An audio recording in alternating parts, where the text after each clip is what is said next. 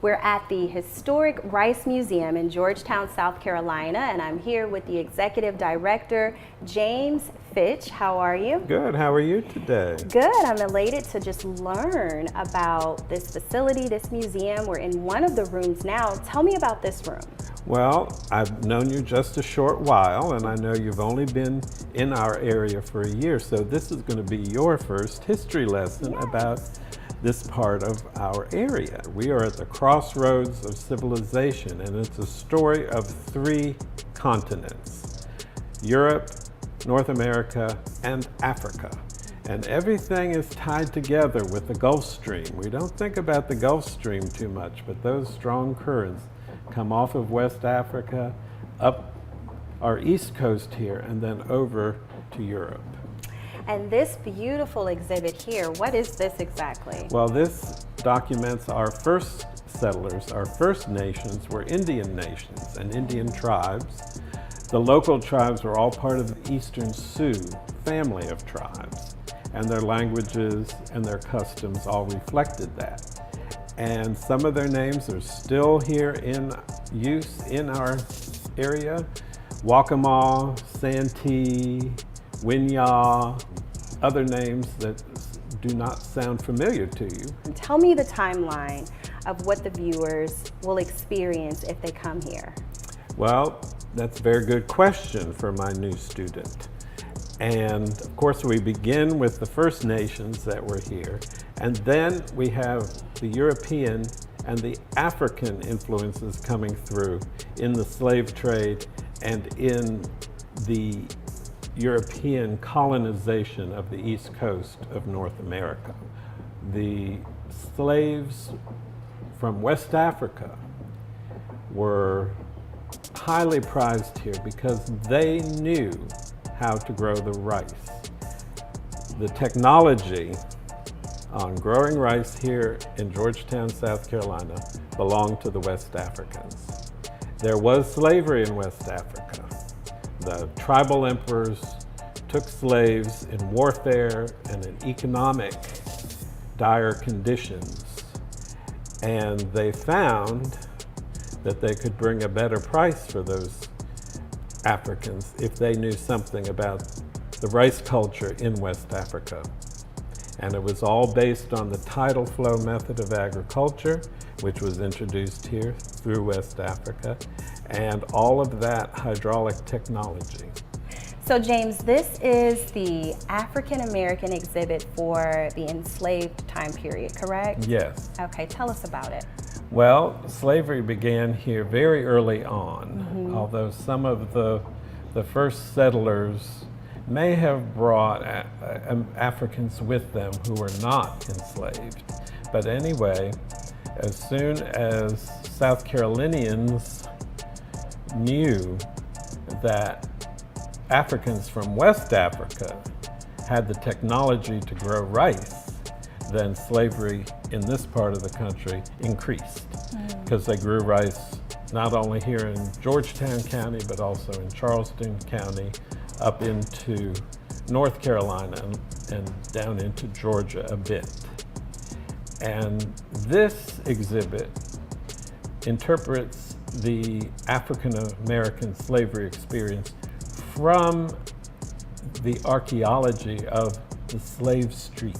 Okay. So this is what came out of an archaeological dig here in this state. When you develop land into either commercial or residential, you have to do an archaeological survey.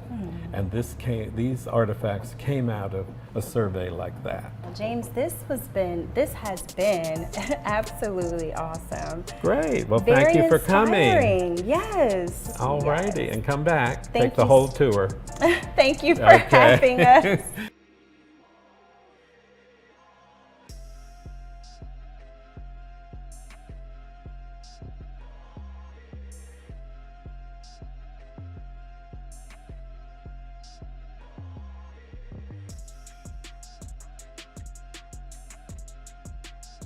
So we're here at the Rice Museum and I am hanging out with Zenobia. Hello. Hello, she's the programs director. We've already toured one area of the Rice Museum. Tell me about this area. So this area focuses on rice production. There's a map in the front that will help kind of orient you to Georgetown and Georgetown's significance in terms of rice production.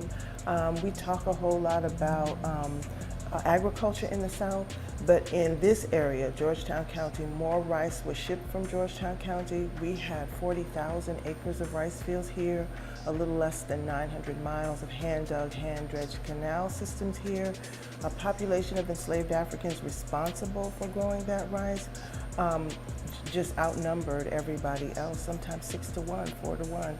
So rice was a huge, huge crop in this area. It made a huge economic impact on not only the South, but the rest of the country as well.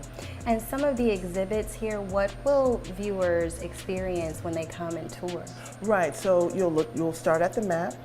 The map will show where all of the plantations were. We have about 6 rivers that flow through Georgetown County, all freshwater tidal rivers, which made it possible for rice to be grown here. You'll be able to see what the swamps look like and what they looked like before rice was a big thing. All of the work, the tools, technology, expertise, and knowledge that was needed in order to change these virgin cypress swamps into rice fields and rice plantations. You'll see the way and where rice was shipped from. You'll be able to look at some of the tools and the shipping, where the rice went when it left here. So it's pretty extensive. It is, and it's so well put together. It is. Thank you so much. If I do say so myself. We're one of the few places that still have organic dioramas. You know, now you go into museums and everything is screens and press a button and this kind of stuff. But here we're still very organic, and so we appreciate that. And a lot of beautiful artifacts as well. Yes.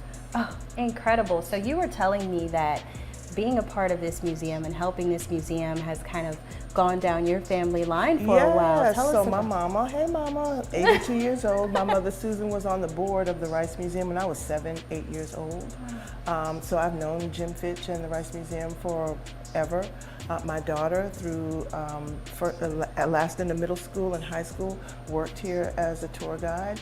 And so we really, really want to be able to stay connected to the museum so that we can make sure that everybody's story, every group's story is being told, and being told in a truthful way. That is so beautiful, and I just love how, like I said, how beautifully orchestrated everything is. It's just so well put together. So you would say that that's maybe one of the most special parts of this museum to you, is just making sure that the stories are told. Yes. Is that why you love it so much? Yes, and it's important. Education is important. Every group needs to know the contributions of their community, and every group needs to feel comfortable on the front streets in their area. Everybody needs to feel welcome and included, and so that's what we're trying to do at the Rice Museum. Thank you so much. You're so welcome. Take a look around. If you got any questions, ask me, girl. Okay. All right?